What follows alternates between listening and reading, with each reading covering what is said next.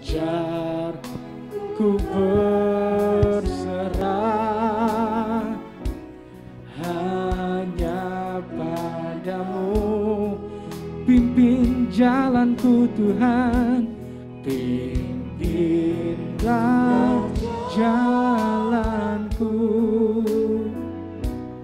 dalam terang firman-Mu.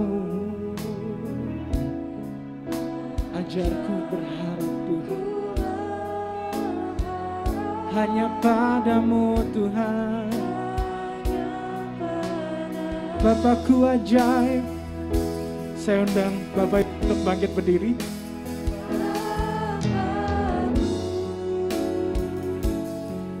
Ajaib segala rancangan-Mu, Tuhanku, Tuhanku.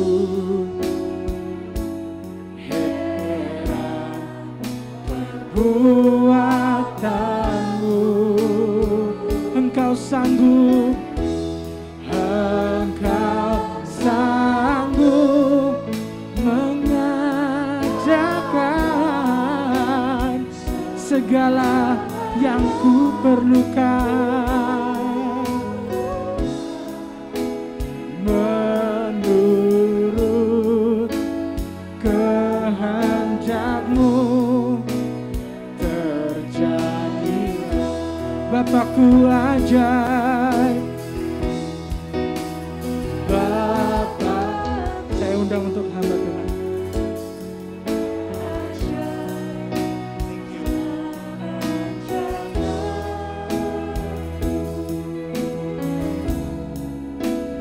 Tuhanku,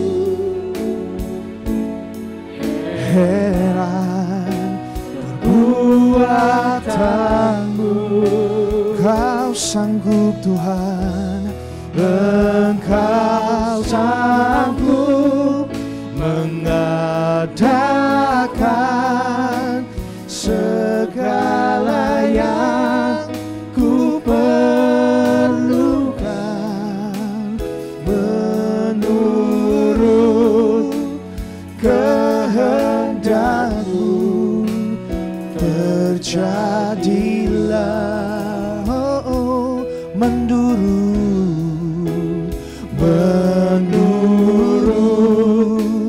kehendak-Mu terjadilah. Oh, menurut kehendak-Mu, menurut kehendak-Mu terjadilah.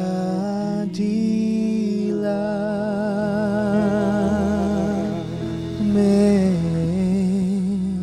Kami percaya Tuhan, ini pujian dan doa kami di hadapan-Mu. Sesuai dengan kehendak-Mu terjadilah apapun yang Kau mau dalam hidup kami Tuhan. Walau kami rasakan mungkin tidak selalu mudah, walau saat ini kami rasakan berat bagi kami, tapi kami percaya Roh-Mu ada bersama dengan kami. Roh-Mu yang besar itu ada di dalam kami. Itu yang memampukan kami, itu yang menguatkan kami. Sehingga sampai saat ini Tuhan, kami masih ada berjalan di dalam iman kepada Engkau. Semua karena kekuatan, karena anugerah, karena favor yang Tuhan berikan dalam hidup kami. Malam hari ini Tuhan, kami mau mendengarkan firman-Mu. Biarlah firman ini bukan hanya kami dengar, kami rindu firman ini mengubahkan kami, mengoreksi kami. Sehingga kami bisa kuat dan tahan dalam proses kehidupan yang harus kami alami dalam hidup ini. Untuk kami bisa berkenan Tuhan, menyenangkan hati-Mu, tahu apa yang Engkau mau Tuhan. Terima kasih Bapak, dan kami bersukacita buat hari ini. Kami sambut firman-Mu dengan sukacita. Di dalam nama Yesus kami berdoa dan mengucap syukur. Bersama dengan saya katakan amin. Tepuk tangan buat Tuhan yang baik saudara. Haleluya. Silakan duduk kembali. Terima kasih buat tim Present Worship. Luar biasa, dahsyat. Shalom Bapak Ibu. Puji Tuhan. Saya ucapkan terima kasih untuk Bapak Ibu Gembala, Bisa dipanggil Pak Andris dan Ibu Bugem ya, Ibu Rani ya. Wah, ini satu hal yang luar biasa. Kalau di luar mimbar kita panggilnya Koko Cici, Bapak Ibu. Tapi karena ini berada di atas mimbar di gereja, maka saya harus respect kepada beliau sebagai Bapak dan Ibu Gembala daripada Bapak Ibu Saudara sekalian. Satu hal yang luar biasa, kalau hari ini saya dan istri dan juga ada adik saya paling bontot di sini, kami bisa hadir di tempat ini. Saya percaya semua tidak ada yang kebetulan, amin. Kami dari Cirebon, Bapak Ibu, jadi dulu memang kami tinggal di Jakarta dan kita sempat tetanggaan karena gereja saya di Beleza dan saya tinggal di Pos Pengumben, di apartemen Pos Pengumben situ. Tapi pada waktu bulan Oktober tahun 2019 ya, tahun 2019 Tuhan memanggil kami, ada satu panggilan khusus kami harus tinggalkan kota Jakarta dan kami pindah ke satu kota yang namanya kota Cirebon, Bapak Ibu. Itu satu hal yang luar biasa yang kami alami bersama dengan Tuhan, karena pada waktu di Jakarta itu kami dalam keadaan yang sangat baik, diberkati Tuhan, pelayanan juga sangat baik-baik saja, tetapi beberapa bulan sebelum keberangkatan kami memang Tuhan secara jelas bicara kepada kami untuk kami pindah ke kota Cirebon dan juga dikuatkan oleh beberapa pendoa. Pendoanya bukan di gereja saya sendiri Bapak Ibu, tapi dari gereja yang berbeda. Dan poinnya sama, intinya Tuhan mau supaya kami berdua ini tinggalkan kota ini, masuk dalam rencana Tuhan, pindah ke Cirebon, dan kita melihat setelah 1,5 tahun tinggal di sana memang Tuhan luar biasa. Dulu mungkin waktu kita pindah itu kita nggak ngerti, tangisan tetap ada, kekecewaan itu ada, kekesalan tetap ada gitu. Tetapi setelah 1,5 tahun ini pada waktu hari kita berangkat ke Jakarta ya, Rabu ya. Rabu dalam perjalanan masuk tol, masuk kota Jakarta, kami mengingat kembali proses-proses itu dan kita berkata, oh Tuhan, sekarang kami mengerti kenapa Tuhan memanggil kami untuk kami bisa masuk dalam rencananya Tuhan. Karena kami ini milik Tuhan. Dan saat ini kami mengerti bahwa Tuhanlah yang memelihara kami. Tuhan yang memanggil, Tuhan memelihara. Ini satu hal yang luar biasa. Karena itu Bapak Ibu Saudara sekalian, saat ini apapun keadaanmu, saya tidak akan berkata apa kabar Bapak Ibu, dan saya tidak juga berekspektasi supaya jawaban Bapak Ibu itu luar biasa, dahsyat, yes, yes, yes, tidak selalu. Karena ada kalanya kita perlu jujur. Waktu saya tanya apa kabar Bapak Ibu, mungkin ada di antara dari setiap kita yang saya dalam keadaan yang kurang baik. Atau saat ini mungkin saya sedang tidak baik, it's okay. Itu kejujuran di hadapan Tuhan, amin. Tapi yang perlu kita tahu, walau keadaan kita tidak selalu baik, Tuhan selalu baik bagi setiap kita. Amin. Tepuk tangan buat Tuhan kita yang luar biasa Bapak Ibu. Puji Tuhan, sore hari ini saya akan membawakan sesuatu bagi setiap kita. Judulnya kita bisa lihat. Masalah, gak masalah. Nah cara bacanya begitu ya Bapak Ibu. Masalah, gak masalah. Kita ucapkan sama-sama ya. 1, 2, 3. Masalah, gak masalah. Sekali lagi, 1, 2, 3. Masalah, gak masalah. Nah, masalah itu apa sih? Kebanyakan orang itu alergi loh Bapak Ibu. Termasuk saya. Dengan yang namanya satu kata ini, masalah. Banyak orang takut dengan yang namanya masalah. Tuhan kalau bisa, waktu saya ikut Engkau, waktu saya melayani Engkau dengan segenap hati, jangan ada masalah lah. Saya mau hidup saya, hati saya itu penuh dengan damai sejahtera, dengan sukacita. Namun kenyataannya Bapak Ibu, waktu kita memilih untuk kita bisa kenal Tuhan lebih dalam lagi, kita bisa dekat kepada Tuhan lebih lagi, masalah itu bertambah loh. Percaya atau enggak? Iya. Jadi bukan berarti kita ikut Tuhan itu masalah hilang. Oh, jangan salah. Justru masalah akan dihadirkan oleh Tuhan. Sama seperti COVID-19 ini ya, berbagai macam varian. Masalah juga ada variannya Bapak Ibu. Ada yang mungkin tingkatnya oke lah, masih oke gitu ya. Ada yang udah middle, ada yang udah akut banget, ada. Dan masing-masing setiap kita, saya lihat dari wajah-wajah setiap kita ini, kita punya masalah. Adakah dari antara kita ini, tolong jujur ya, yang tidak punya masalah bisa angkat tangan? Saya mau tahu. Yang gak punya masalah. Barangkali saya salah gitu ya. Yang gak punya masalah coba angkat tangan. Gak ada. Bayangkan apalagi tinggal di kota Jakarta. Belum nyampe tempat kerja nih kita Bapak Ibu ya. Baru bangun tidur, mandi, makan, terus mau berangkat kerja. Kita udah alamin yang namanya masalah. Apa? Macet. Kita kalau setiap pagi saudara mau pergi waktu tinggal masih di pos pengumben, baru keluar dari parkiran itu udah berhenti. Dan itu masalah, karena membuat kita nggak nyaman. Aduh, ini nih pasti saya akan capek, kaki ini akan pegel gitu ya. Belum lagi kalau udah mepet waktunya, waduh ini bisa terlambat ini, udah terjadi masalah.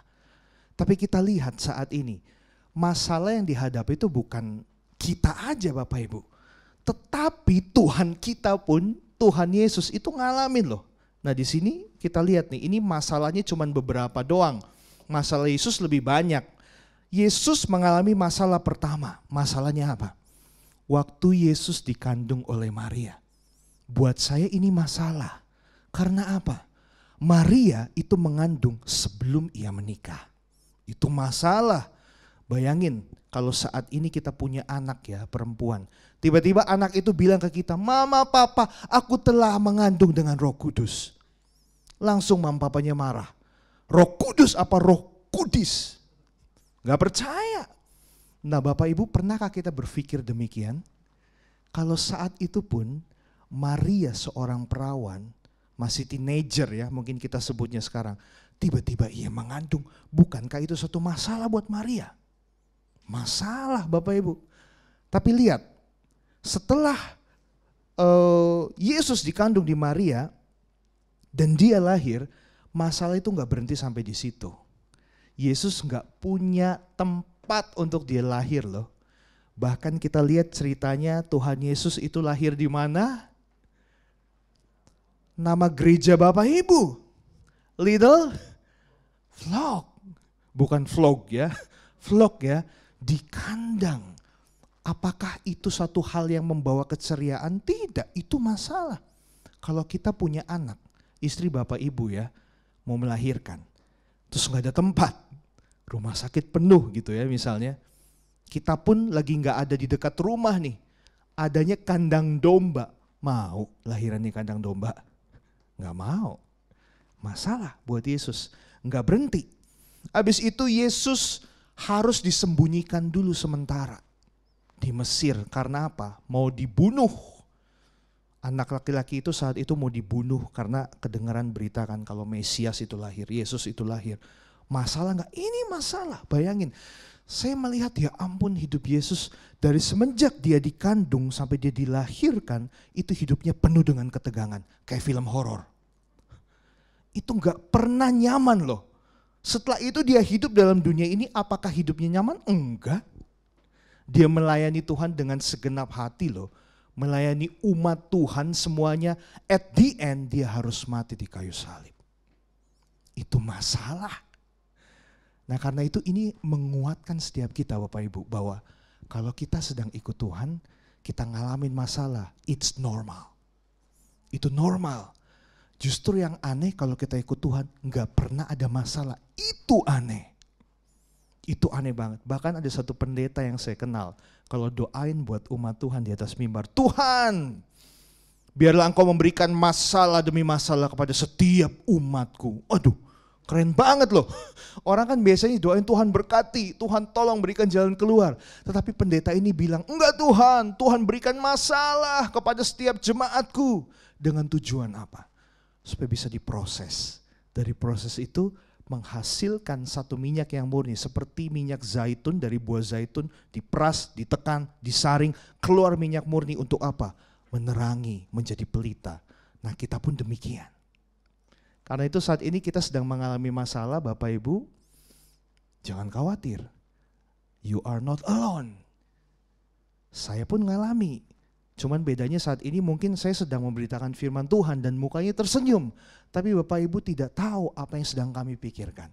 Apa yang sedang kami alami bersama dengan Tuhan. Nah cuman bedanya kan orang levelnya beda-beda. Ada yang bisa handle masalahnya, ada yang kelihatan langsung dari muka ya. Kalau lagi ada sesuatu gitu kayaknya lesu banget ya. kayak berbeban berat gitu ya, kayak lagu lama gitu ya, saya nggak akan nyanyi. Ketika aku berbeban berat, ku datang, nangis itu. Belum habis selesai udah nangis gitu ya.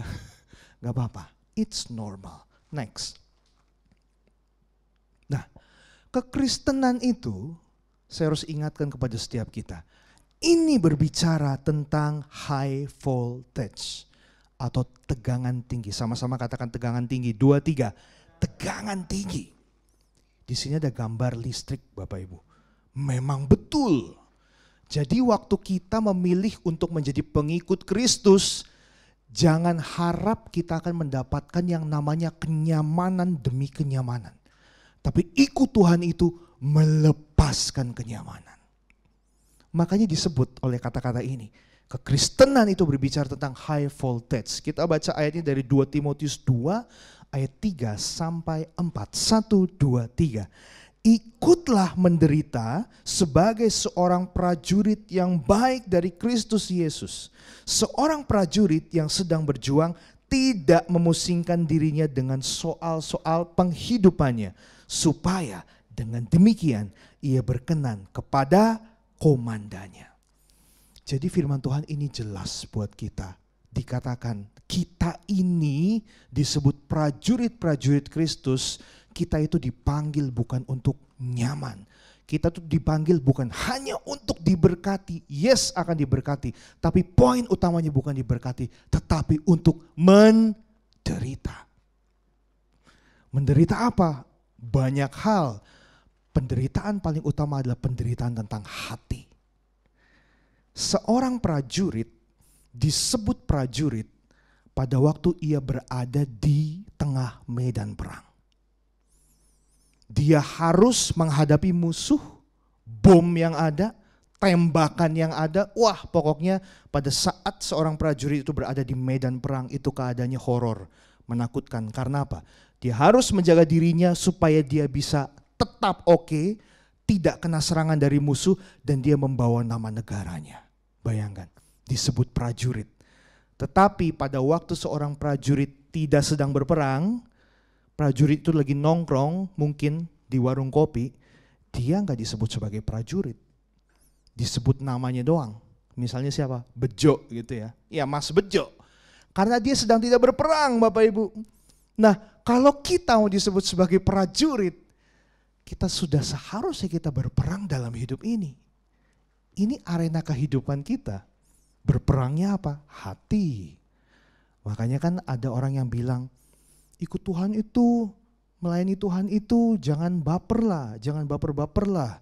Sedikit-sedikit baper, sedikit-sedikit baper. Baper kok sedikit-sedikit. Kadang-kala kalau di dalam pelayanan tuh begitu. Justru saya melihat pekerjaan di sekuler itu kadang-kala mentalnya masih lebih kuat loh Bapak Ibu. Tapi saya temukan di dalam pelayanan gitu ya. Ya ampun masalah perkara kecil doang gitu ya. Gak disalamin, gak diapa, langsung. Gak seneng gitu ya, sakit hati, gak ke gereja. Aduh saya percaya Tuhan sedih loh. Lihat kita tuh kayak anak-anak. Ya karena kita ini gak patut disebut sebagai prajurit kalau kita masih gampang tersinggung. Gampang marah. Dikasih tanggung jawab tapi gak bisa menyelesaikan tanggung jawab itu dengan baik. Tuhan sedih. Jadi jangan GR jadi orang Kristen dan langsung akan masuk surga, jangan GR. Tuhan sendiri mengatakan loh, pintunya sempit, artinya susah, memang gak mudah. Tetapi susah bukan berarti gak ada yang bisa masuk, ada, gak banyak. Tapi biarlah kita jadi orang yang mungkin gak banyak itu, tapi kita bisa masuk sana. Ketemu sama Tuhan. Amin. Kembali lagi ke ayat ini, menderita, prajurit berjuang. Manusia dari awal sudah didesain sama Tuhan untuk menjadi makhluk yang berjuang. Berjuang. Sama seperti Adam dan Hawa, apakah mereka tidak berjuang? Saudara bisa bayangkan, waktu dunia diciptakan sama Tuhan, semuanya itu belum punya nama. Binatang-binatang yang ada belum punya nama. Disuruh kasih nama siapa?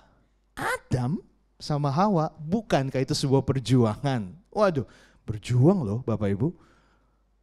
Ya salahnya memang mereka melawan ketetapan Tuhan sehingga jatuh dalam dosa, dan dampaknya sampai saat ini kepada setiap kita. Tapi Tuhan itu baik. Kita diciptakan, kita saat ini gambar dan rupa kita ini rusak nih karena dosa. Tapi Dia tidak tinggalkan kita. Dia kirimkan Adam kedua, Tuhan Yesus, sebagai panutan kita, teladan kita. Dia ngasih tahu jalannya begini loh kepada Bapa. Dan hal itulah yang saat ini, hari-hari ini kita sedang alami bersama-sama. Mau disempurnakan bersama dengan Tuhan, amin. Amin. Enggak mudah, saya katakan. Tetapi bukan perkara susah atau gampang, mau atau enggak. Kalau mau, bersama dengan Roh Tuhan, kita bisa. Amin. Next slide. Yang jadi pertanyaannya, saat ini kita berpikir sama-sama, jawab dalam hati. Kira-kira apakah yang menjadi masalah utama kita saat ini? Di tengah ini ada tulisan apa? Pandemi. Saya sebut bukan pandemi, ganti. Bukan pandemik tapi akademik. Kalau akademik itu berbicara tentang pendidikan. Jadi sebenarnya dengan keadaan kita saat ini, COVID-19 yang ada ini, Tuhan sedang mengajar kita loh Bapak Ibu. Sadar atau enggak? Makanya ini mohon maaf ini karena live di YouTube juga ya. Tiada, oh enggak, oke. Aman lah ya. Saya bukan anti kepada orang-orang yang bilang untuk menentang COVID atau menghardik COVID. Ini perlu diluruskan soalnya. Karena saya hamba Tuhan, saya bertanggung jawab dengan apa yang saya katakan. Dan saya harus mengajar setiap umat Tuhan itu back to the Bible. Jadi harus sesuai dengan firman Tuhan. Tetapi COVID-19 ini memang Tuhan izinkan terjadi untuk memurnikan umat Tuhan sebelum kedatangannya. Kalau kita sadar. Jadi kita ubah pandemik ini bukan pandemik. This is academic. Ini adalah pendidikan, pelatihan untuk apa? Seperti yang tadi Timotius tadi, jadi prajurit Kristus. Nah saat ini apa yang jadi masalah kita? Keluarga, pendidikan mungkin yang tadinya biasanya sekolahnya jadi enak, sekarang semua online. Tapi ada keuntungannya juga. Saya punya beberapa anak didik, saya tanya, kamu lebih suka sekolah online atau onsite? Online, Om. Kenapa? Bisa tidur. Waduh, saya bilang ya. Gak boleh kamu, masa tidur? Iya, soalnya kalau lagi online tuh misalnya saya tiba-tiba ngantuk, Om. Terus kadang saya bisa makan, minum, saya dengerin sambil tiduran aja. Saya bilang, berdosa kamu ya. Gak boleh. Ini luar biasa. Nah apalagi? Ini finansial. Finansial ini menjadi salah satu masalah terbesar kalau saya lihat dengan mulainya pandemik ini. Karena beberapa teman kami mereka punya usaha tutup Bapak Ibu. Karena pandemik ini. Omsetnya turun, nggak bisa nutup untuk cash flow-nya, akhirnya terpaksa tutup. Dan ada banyak juga orang-orang yang akhirnya diberhentikan di PHK karena perusahaannya tidak bisa beroperasi lagi seperti normal. Orang punya uang, mereka lebih memilih untuk bisa mengeluarkan uangnya untuk makan, betul, untuk melanjutkan kehidupannya dibanding untuk membeli ini, itu dan lain sebagainya. Tapi saya perhatikan mal-mal saat ini mulai tutup. Orang Jakarta, orang Medan lagi ya. Orang Jakarta, orang Indonesia itu ternyata kaya-kaya loh. Jadi dalam keadaan begini saya lihat tetap aja orang belanja aja gitu ya. Banyak banget gitu, makan, restoran penuh gitu ya. Kalau kami dalam keadaan begini agak ngeri. Jadi lebih baik menjaga. Walaupun sudah divaksin, tapi bukan berarti dengan vaksin ini saudara langsung 100% kebal. Enggak. Vaksin itu cuma salah satu cara untuk mengurangi resiko kalau kita terpapar. Tetapi bukan berarti kita bebas tidak terpapar, kita bisa terpapar. Ada beberapa teman kami yang sudah divaksin tetap kena. Yang kedua, jadi makanya kita harus tetap jaga-jaga prokes. Balik lagi ke masalah ini, masalah apa yang sedang dihadapi? Pelayanan. Orang yang biasanya dulu pelayanannya banyak, schedule-nya banyak, tiba-tiba semua off, betul? Online, waduh, ada tuh yang curhat ke saya, aduh, saya hidup cuma dari pelayanan, dari PK, dari khotbah, dari memimpin pujian, tapi sekarang semua online, waduh, saya nggak punya uang sama sekali. Masalah Bapak Ibu. Habis itu apa lagi? Relationship, ini banyak juga. Relationship itu luas banget. Suami istri, orang tua dan anak, bahkan hubungan gembala dengan jemaat, para pengerja, teman, kerabat, dalam pekerjaan, sahabat, wah banyak sekali. Jadi sangat kompleks banget dalam kehidupan kita ini. Tetapi saat ini yang sedang kita hadapi, masalah paling besar adalah tentang pandemi ini. Jadi saat ini saya ingin mengingatkan bagi Bapak Ibu Saudara sekalian bahwa pandemi ini ada. Tuhan izinkan dan kita harus bersahabat dengan pandemi ini. Justru dari pandemi ini kita dimurnikan seperti saya katakan tadi. Amin. Next. Lihat. Ini ada orang lagi diapain? Bukan lagi makan Bapak Ibu. Ini lagi vaksin, betul? Siapa yang udah divaksin? Saya mau tahu. Oke, mostly udah ya. Saya juga udah. Pada waktu kita divaksin, tentu ada efek dalam tubuh kita, betul? Yang lemes bisa angkat tangan waktu habis divaksin. Oke. Yang ngantuk? Oke. Yang pengen makan terus, ini ada loh, bener loh. Ada ya? Wih, serius.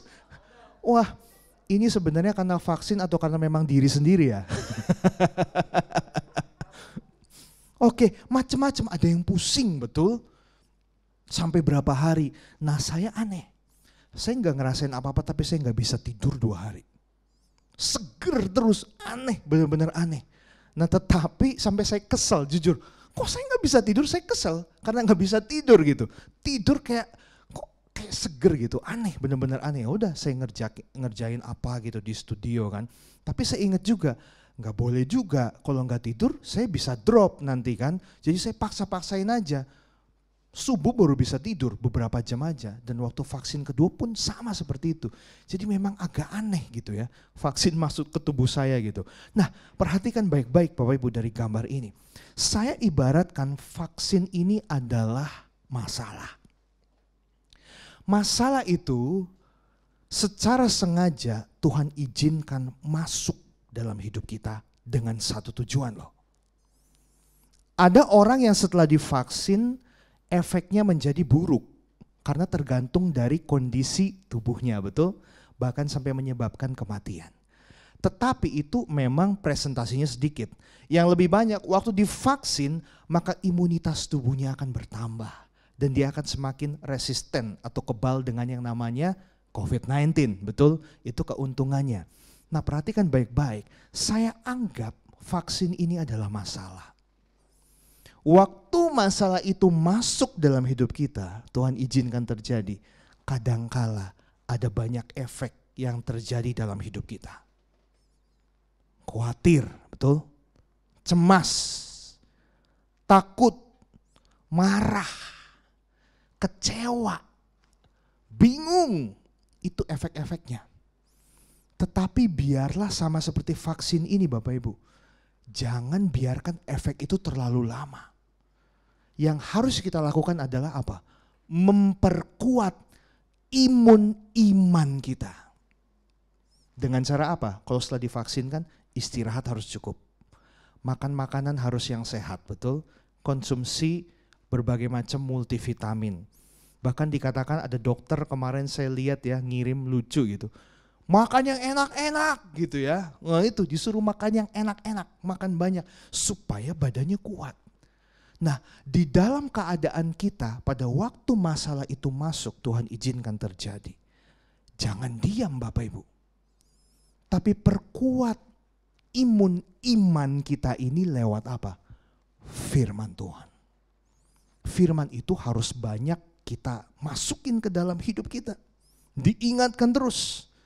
Sekarang kan zamannya YouTube gampang. Kalau dulu kan belum populer. Sekarang oma-oma aja, oma saya aja nontonnya YouTube. Keren loh, dia bisa detail, ingat loh. Kamu waktu itu bikin vlog ya. By the way jangan lupa subscribe my channel ya saudara. Ini jadi sekalian promosi ya. Karena di channel kami itu setiap minggu kami adakan satu program namanya Saat Menyembah. Itu live juga di radio, nanti malam ada jam 7 malam. Jadi kita itu memang punya kerinduan untuk bisa nemenin saudara-saudara kita dimanapun mereka berada dengan pandemi gini untuk nemenin saat teduh. Jadi setiap pagi itu saya keluarin video-video kami berdua menyembah Tuhan worship, nemenin setiap orang, dan ternyata subscribernya nambah terus gitu, ada karena banyak orang yang butuh. Pas bangun tidur, mereka mau saat teduh, mereka bingung kan, nggak ada musik, nggak bisa main musik, puterlah channel kita saat menyembah, ikut menyembah. Jadi akhirnya firman Tuhan itu bisa masuk gitu. Nah, luar biasa, cuman lantaran karena saya saat ini diundang ke GBI Little Flock, maka kami tidak punya cukup waktu untuk syuting, sehingga nanti malam jam 7 malam itu yang ada audionya aja, gambar kita nggak ada. Karena kita nggak keburu waktunya, waktu minggu kemarin padat banget Bapak Ibu. Tetapi saya dengar 2 hari lalu di gereja saya di mana kami melayani di Cirebon, karena sedang meningkat COVID-nya, maka semua cabang di offline kan, dan saya langsung seneng banget. Karena biasanya kalau minggu kita maraton dari pagi sampai malam non-stop terus. Tapi dengan COVID begini, puji Tuhan, Tuhan memberikan kita waktu untuk istirahat. Kayak firman Tuhan kan di Mazmur ada kata-kata lalu ada Sela. Nah itu berhenti dulu sebentar. Puji Tuhan. Oke, balik lagi Bapak Ibu ke firman Tuhan. Teks lagi, next. Bagaimana caranya kita ini menghadapi masalah yang sedang kita hadapi saat ini? Kuncinya cuma satu. Ubah paradigma kita lebih dahulu yang lama dengan yang baru. Jadilah pengikut Kristus yang cerdas dan tahu kebenarannya. Jadi waktu ikut Tuhan tuh bukan karena ikut-ikut. Bukan karena mama papa saya juga dulu Kristen. Karena mama papa saya pelayanan di gereja. Karena papa saya gembala. Wah itu bahaya banget. Makanya saya jadi ikut Kristus juga. Nggak bisa Bapak Ibu. Keselamatan itu masing-masing milik kita pribadi. Kita punya tanggung jawab untuk mengenal Tuhan. Dan menjadi jemaat yang cerdas yang tahu kebenarannya. Bahkan setiap firman Tuhan yang Bapak Ibu dengarkan dari siapapun yang berada di atas mimbar ini, Bapak Ibu jangan langsung percaya. Boleh. Bapak Ibu harus pelajari sendiri. Saudara harus pelajari sendiri. Berdoa kepada Tuhan. Tuhan benar nggak firman Tuhan yang disampaikan? Kalau benar, masukkan di dalam kehidupanmu, lakukan.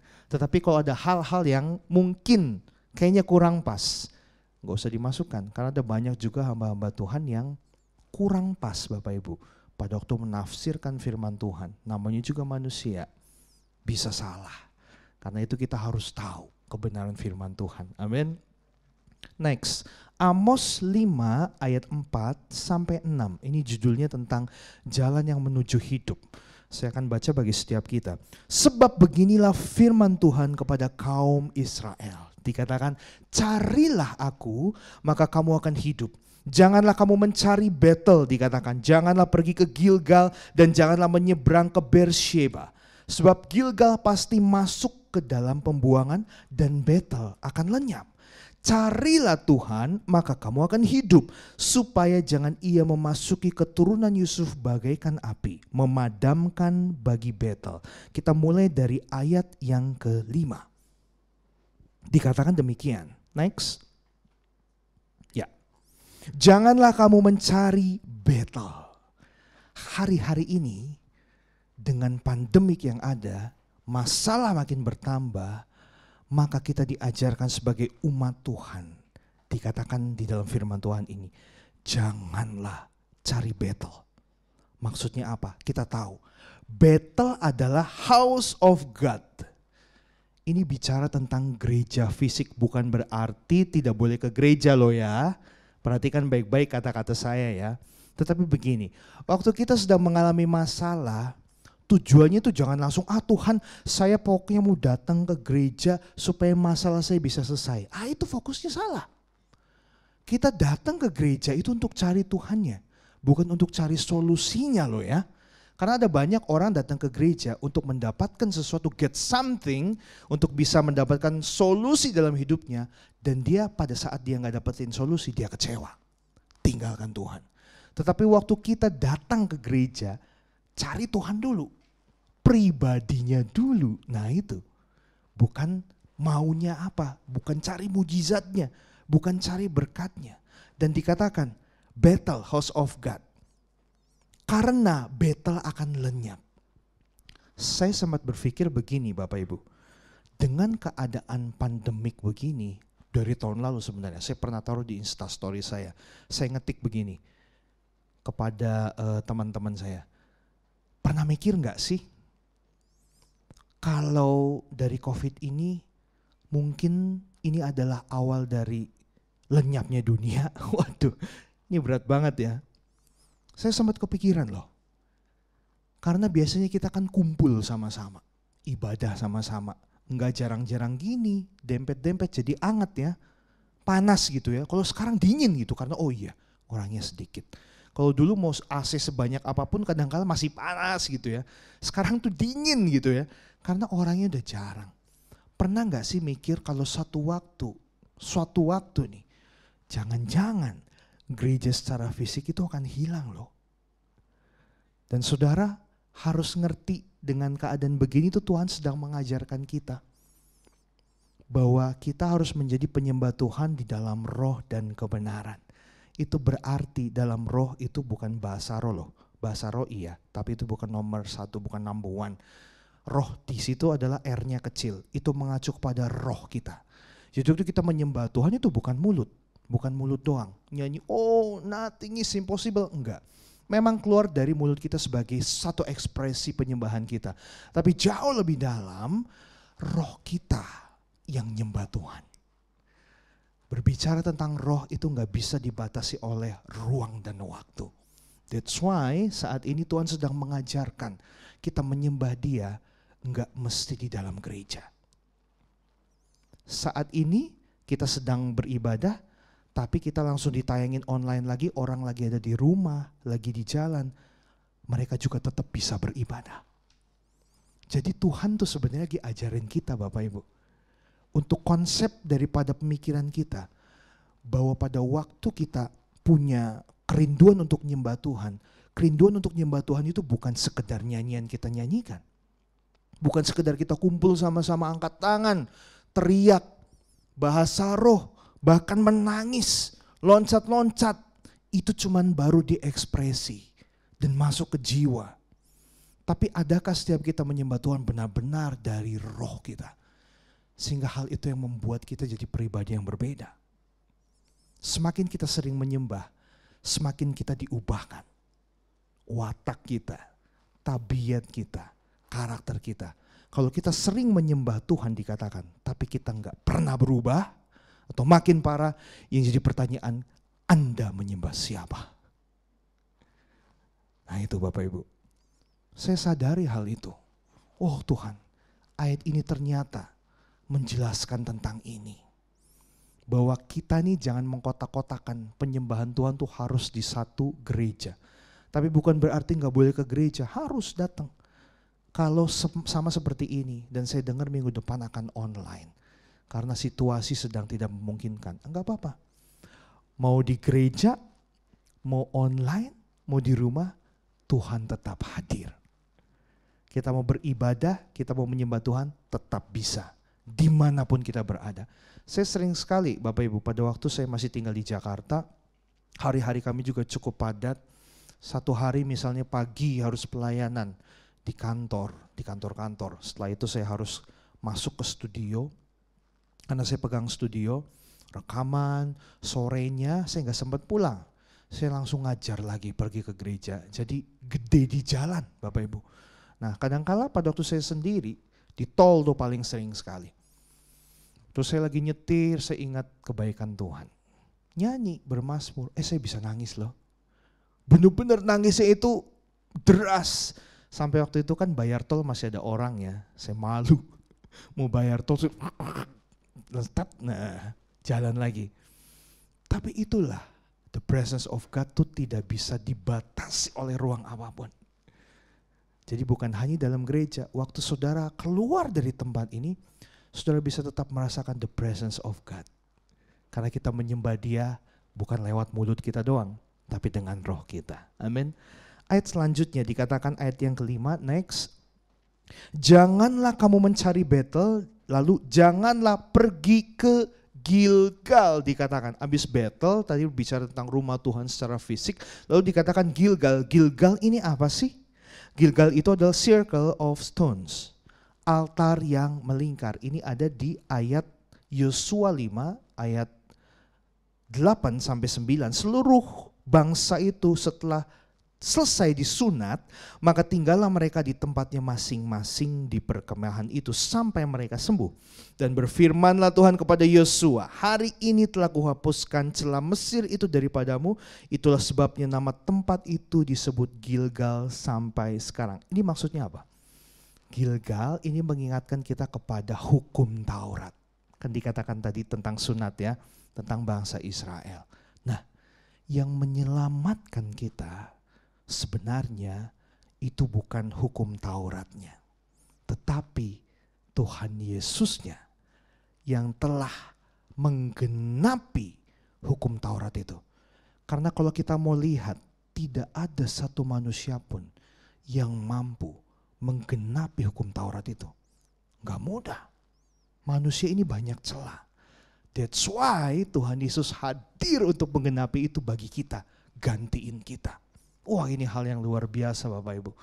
Jadi saat ini kita mengalami masalah dalam hidup kita, jangan kita punya konsep pemikiran dengan saya melakukan hukum Taurat gitu ya, maka saya akan diselamatkan. Dengan saya mengucapkan Mazmur 91 gitu ya. Ini biasanya waktu itu happening banget ya, tahun kemarin ya. Diulang-ulang gitu ya Mazmur 91. Wah, dengar Bapak Ibu. Yang menyelamatkan tuh bukan ayat Mazmur 91-nya. Walaupun kita mengucapkan sampai jutaan kali, tapi kalau dalam kehidupan kita, kita tidak beriman pada Tuhan, kehidupan kita tidak berkenan di hadapan Tuhan, hal itu menjadi sia-sia. Tapi walaupun kita tidak mengucapkan Mazmur 91 itu sering, berkali-kali, namun saat engkau hidupmu berkenan di hadapan Tuhan, menjaga kekudusan, connecting terus sama Tuhan, tanpa kita minta berkat, berkat itu akan kejar kita. Perlindungan itu otomatis Tuhan berikan. Dan hal ini yang harus kita punya Bapak Ibu. Konsep pemahaman seperti ini. Supaya kita bisa mengerti kebenaran firman Tuhan. Jangan sampai dikatakan umatku binasa karena tidak mengenal Allah. Jadi bukan berarti umatku binasa karena enggak ke gereja. Enggak. Umatku binasa karena enggak nyanyi haleluya. Enggak. Umatku binasa karena mereka tidak mengenal Allah. Gawat.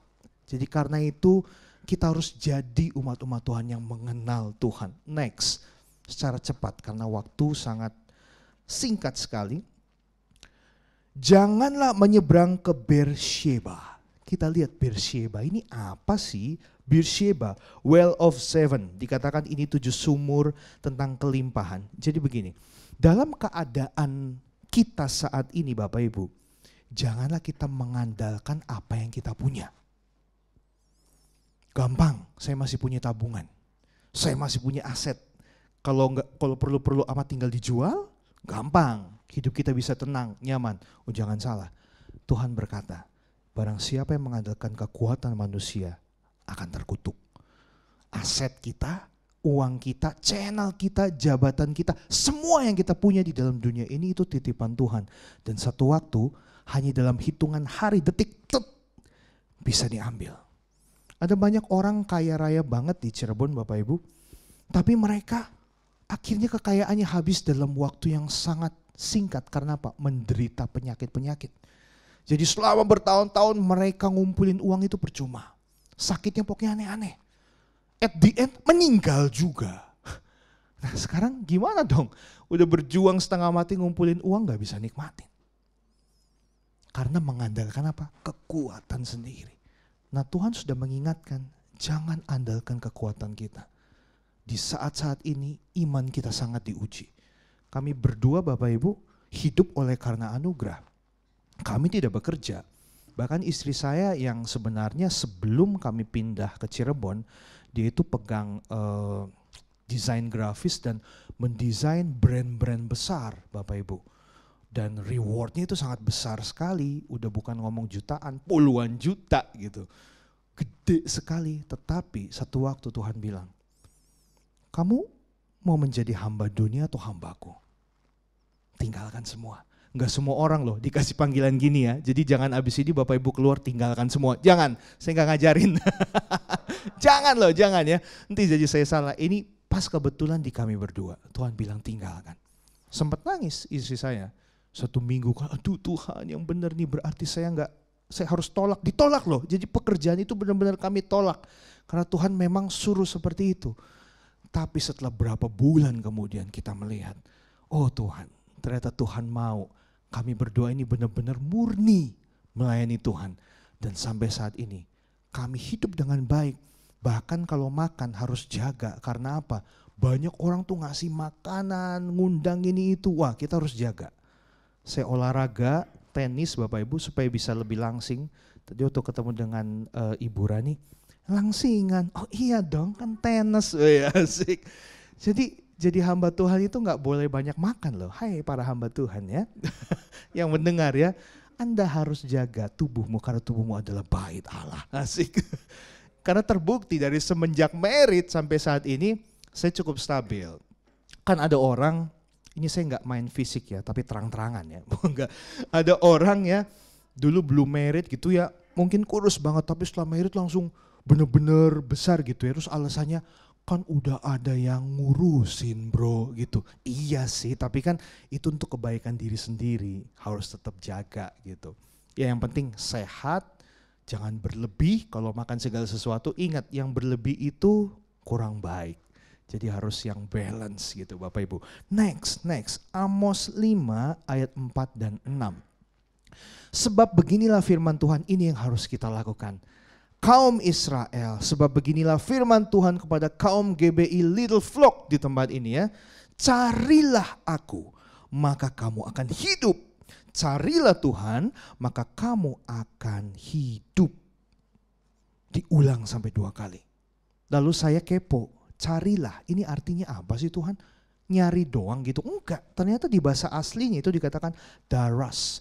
To search, dikatakan to seek, to examine, to investigate. Nah, jadi kita setiap umat Tuhan itu bukan hanya sekedar datang ke gereja, tapi kita juga harus apa? Mengalami Tuhan. Kita harus cari tahu, kepoin Tuhan, investigate. Firman Tuhan ini ngomong begini, kenapa begini ya? Nah, saya harus baca. Sekarang tuh gampang banget Bapak Ibu, nggak usah bawa Alkitab gede yang buat nimpuk orang itu bisa pingsan gitu ya.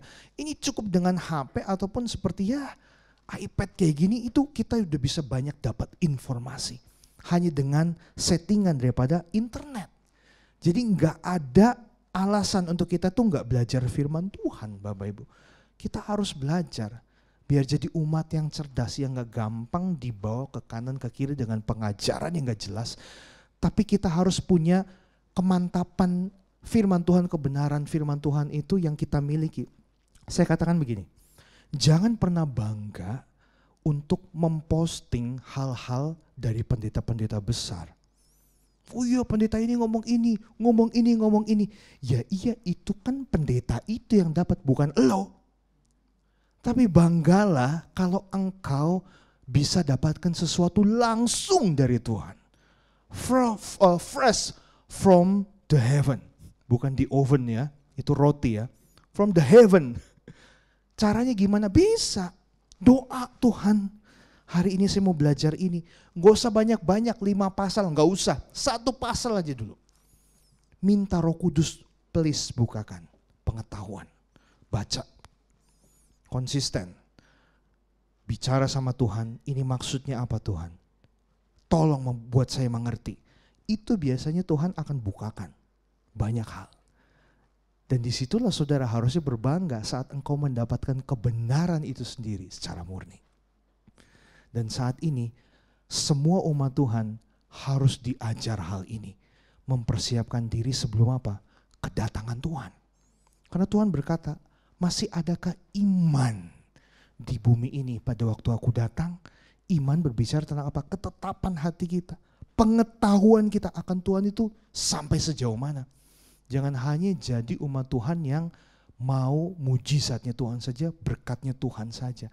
Tapi jadilah pribadi umat Tuhan yang kenal Tuhan secara dalam. Saya undang pemain musik. Mencari dikatakan penjelasannya, mengejar, bertanya kepada Tuhan, meminta, menyelidiki, mengetahui firman-Nya secara benar dan melakukannya. Pada waktu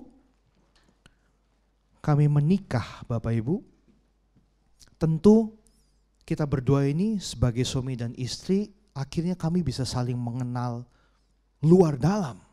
Bisa tahu segalanya, bahkan saya bisa hafal apa yang istri saya suka dan apa yang ia tidak suka. Biasanya yang istri saya suka adalah minuman-minuman yang manis. Kata-kata yang manis. Yang dia gak suka adalah kalau waktu lagi ngomongin mantan. Wah, ini misalnya sebagai contoh. Begitu pula dengan saya gitu ya. Nah, pernahkah kita berpikir seharusnya hubungan kita dengan Tuhan juga begitu loh. Kan Tuhan itu dekat banget sama kita. Kita ini bukan hanya anak Tuhan. Tetapi satu waktu firman Tuhan katakan, kita itu calon mempelainya Tuhan loh. Waktu ia datang dalam dunia ini, anggap dia itu mempelai pria, kita ini mempelai wanita. Waktu saya mau married sama istri saya akan mempersiapkan diri saya dengan baik. Tidak mungkin saya pakai kolor aja Bapak Ibu. Istri saya sudah make up dari jam 4 pagi dengan cantiknya, maka saya juga harus pakai jas yang baru, celana baru, rambutnya juga walaupun sedikit ditata Bapak Ibu. Sampai saya menggunakan fiber, rambut fiber loh. Wah jadi buka rahasia ya. Karena kalau enggak, aduh ini Tuhan sekali seumur hidup Tuhan. Enggak bisa diulang lagi nih, udahlah Tuhan udah pakai fiber aja. Pada waktu jreng gitu keluar ya. Loh bro, rambutnya kok banyak bro? Diam. Diam jangan nanya, memang rambut gue banyak gitu kan. Kok perasaan enggak? Nah Bapak Ibu begitu, siapkan diri. Beberapa waktu ini Tuhan mengingatkan kami tentang hal itu. Ingat, aku datang itu untuk menjemput engkau. Kalau engkau enggak siap, kalau engkau masih pakai baju kolor, ku tinggal loh. Tapi dandanilah hidupmu. Dandan ini berbicara bukan tentang jas yang saya pakai. Dandani kerohanian kita. Karakter kita. Iman kita. Sehingga waktu Tuhan datang, mempelai itu datang, kita udah pas, udah klop. Kita bersanding dengan Tuhan. Dibawa sama Tuhan. Dan tinggal selama-lamanya bersama dengan Dia. Amin. Pada waktu mempersiapkan firman Tuhan, Bapak Ibu, waktu itu saya dan istri sedang makan di meja makan. Terus biasanya kita kok di meja makan tuh selalu ngomongin entah itu masalah gereja ataupun firman Tuhan. Tiba-tiba waktu lagi kita membicarakan tentang mempelai Tuhan, muncul melodi-melodi. Tuhan kasih yang saya bilang, diam, tunggu sebentar, saya dapat melodi. Nah kalau begitu saya gak boleh diganggu, saya langsung ke studio. Rekam di HP biasanya.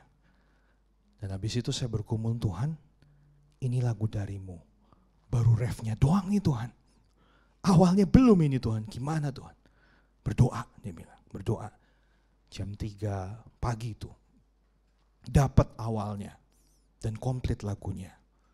Judulnya Bersamamu Selamanya. Setelah saya dengar, saya kasih dengar ke istri saya kan, dia nangis. Lagi makan loh, coba kamu dengar, udah komplit dapat loh, gitu. Kenapa nangis? Gila, Tuhan keren banget dia bilang. Indah banget, mengingatkan kita bahwa kita ini harus jadi umat Tuhan yang selalu rindu akan kedatangannya Dia. Sembari rindu kita persiapkan diri kita. Pendeta sebelah bilangnya, bukan sebelah sini, maksudnya sebelah bilang. Jangan betah-betah tinggal di dunia. Kita itu akhir hidupnya tuh bukan di sini. Kita tuh cuman sementara di dunia. Tapi satu waktunya harus pulang ke sana. Ini sama Tuhan. Tinggal sama Tuhan. Nah karena itu jangan terlalu kita memikirkan dunia banget. Apapun masalah yang sedang kita hadapi saat ini, sama-sama kita mau belajar Kita merelakan semuanya biar terjadi. Yang penting kita minta kekuatan dari Tuhan, kita bisa menjalani kehidupan kita masing-masing, amin. Sampai pada akhirnya, ayat terakhir kita baca sama-sama, Roma 8 ayat 28 Bapak Ibu. 1, 2, 3. Kita tahu sekarang bahwa Allah turut bekerja dalam segala sesuatu untuk mendatangkan kebaikan bagi mereka yang mengasihi Dia, yaitu bagi mereka yang terpanggil sesuai dengan rencana Allah. Ada kata-kata Allah turut bekerja dalam segala sesuatu mendatangkan kebaikan, tetapi bagi siapa? Yang mengasihi. Mengasihi Tuhan berarti mencintai Tuhan. Mencintai Tuhan berarti memberikan seutuhnya hidup kita kepada Tuhan. Berarti kita tahu apa yang Tuhan suka, apa yang Tuhan gak suka. Kita lakukan apa yang Tuhan suka dan kita gak lakukan apa yang Tuhan gak suka. Dan baru dikatakan yang mereka terpanggil sesuai dengan rencana Allah. Berarti semua ini sudah direncanakan oleh Allah. Tinggal bagaimana respon setiap kita Bapak Ibu menerima masalah dalam hidup kita. Kita mau jadikan masalah itu masalah atau masalah itu enggak masalah. Karena itu proses bagi kita. Amin. Mari kita bangkit berdiri bersama-sama. Kami bersyukur Tuhan. Untuk hari ini biar firman-Mu terus ada dalam hidup kami dan hamba-Mu berdoa biar roh Tuhan yang memimpin setiap kami keluar dari tempat ini. Kami bisa berpegang teguh kepada Engkau Tuhan. Bukan hanya sekedar di dalam gereja, bukan sekedar hanya pada waktu ada di atas mimbar ini. Tapi dalam hidup kami sehari-hari, kami mau dipenuhi oleh roh-Mu. Kami mau roh-Mu memimpin kami. Dan kami percaya setiap masalah kami, Engkau tahu, Engkau akan memberikan jalan keluar. Pada waktu kami lebih dahulu mau melakukan kehendak-Mu agar hidup kami berkenan di hadapan-Mu Tuhan. Thank you Lord Jesus. Ku rindukan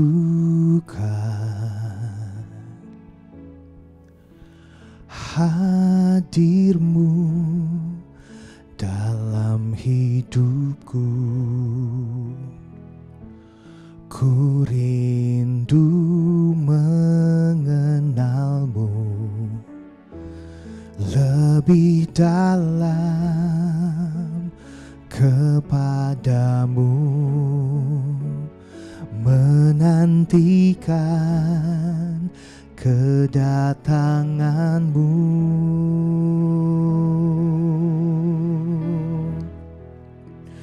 Ku siapkan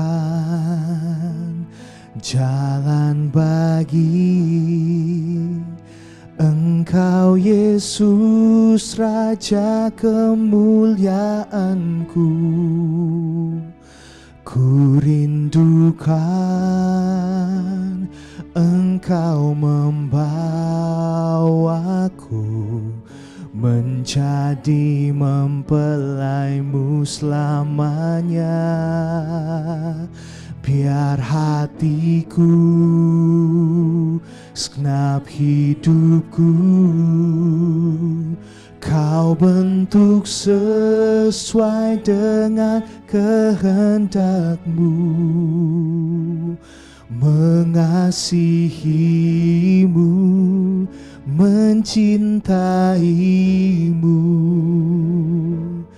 tinggal dekat selalu bersamamu selamanya.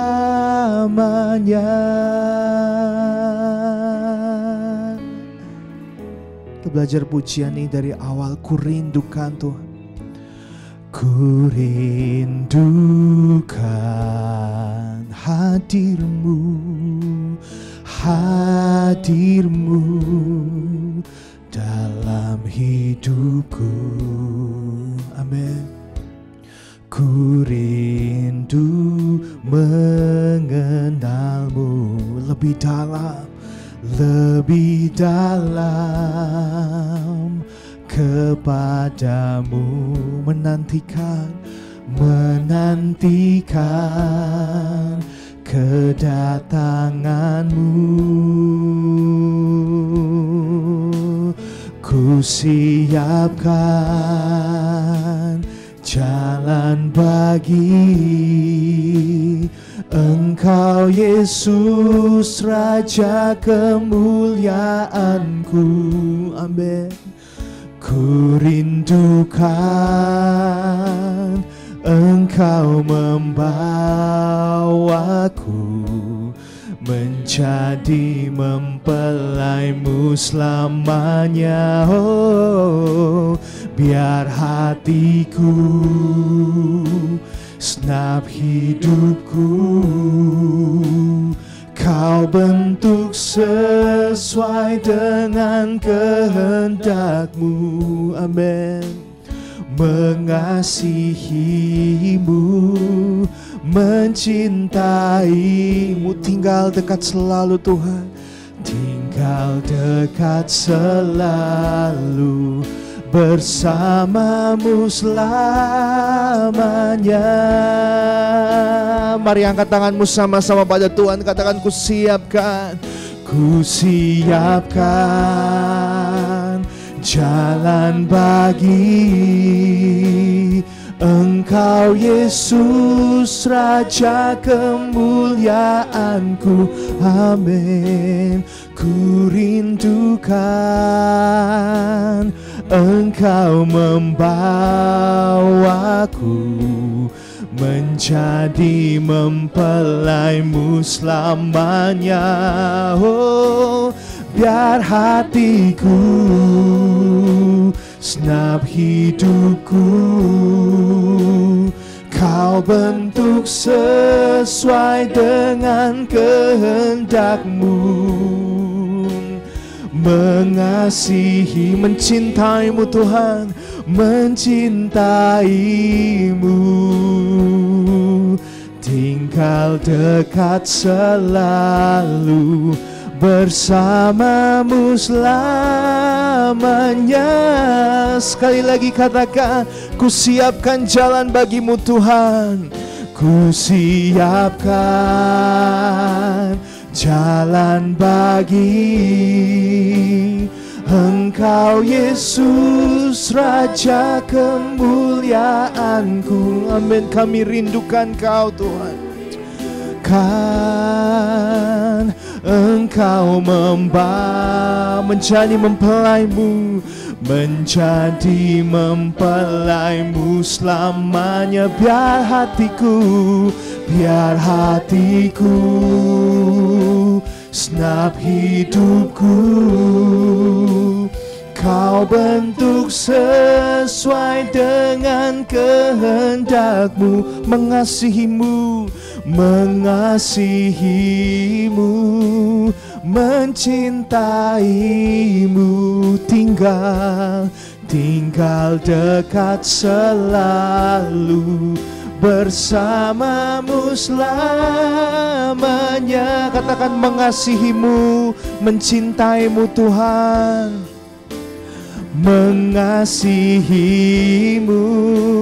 mencintaimu, mengasihimu,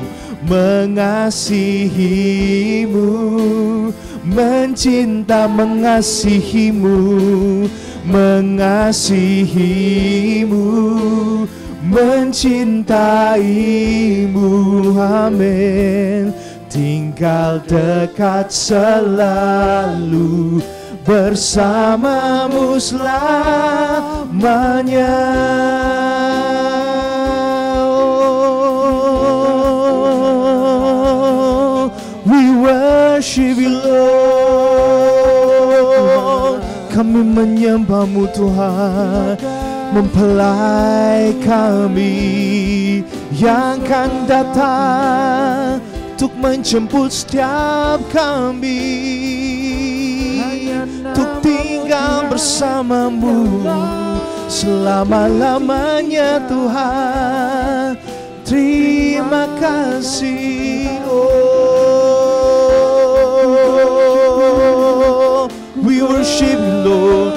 worship you, Lord. Hallelujah, hallelujah. Kami menyembah-Mu Tuhan, kami muliakan nama-Mu Tuhan. Kami persembahkan seluruh hidup kami untuk Kau proses Tuhan, menjadi seperti yang Kau inginkan, menjadi seperti yang Kau idamkan, Yesus. Oh,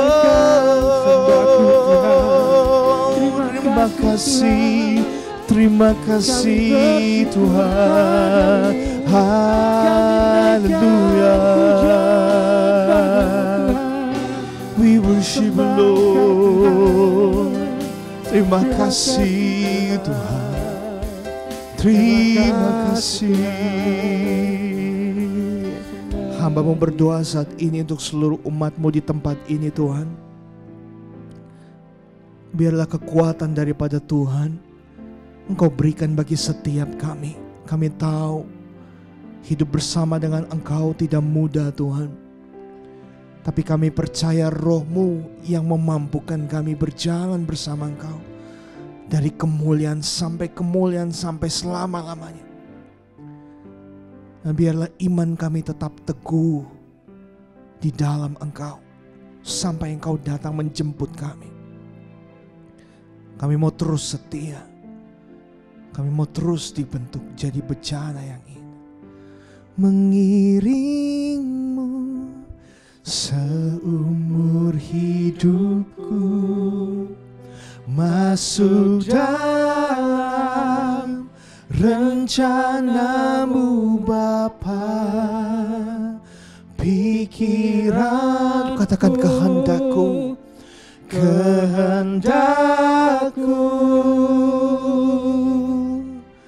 ku serahkan padamu. Harapanku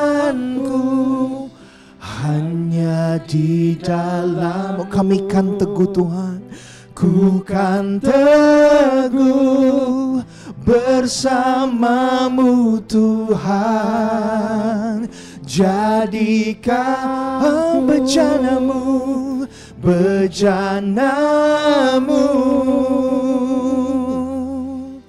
untuk memuliakan-Mu. Katakan mengiring-Mu Tuhan, mengiring-Mu seumur hidupku, masuk dalam rencana-Mu Bapa. Pikiranku, kehendakku, ku serahkan padamu.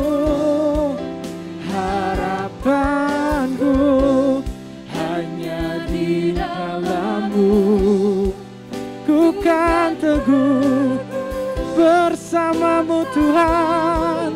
Oh, jadikan ku bejana-Mu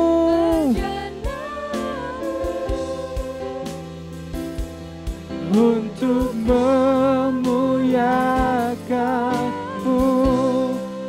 Jadikan ku bejana-Mu Tuhan untuk memuliakan-Mu. Tepuk tangan untuk Tuhan kita. Tuhan, terima kasih Tuhan, pada hari ini Kau ajarkan kami untuk terus belajar dari masalah-masalah yang Kau berikan Tuhan. Kiranya hal-hal ini bisa memberkati dan mengajarkan kita untuk dapat menuju ke tempat-Mu Tuhan, langit baru dan bumi baru. Terima kasih Tuhan, kiranya firman yang telah disampaikan oleh hamba-Mu dapat mengena di hati kami masing-masing. Terima kasih Tuhan, amin. Bapak Ibu, saya persilakan untuk duduk.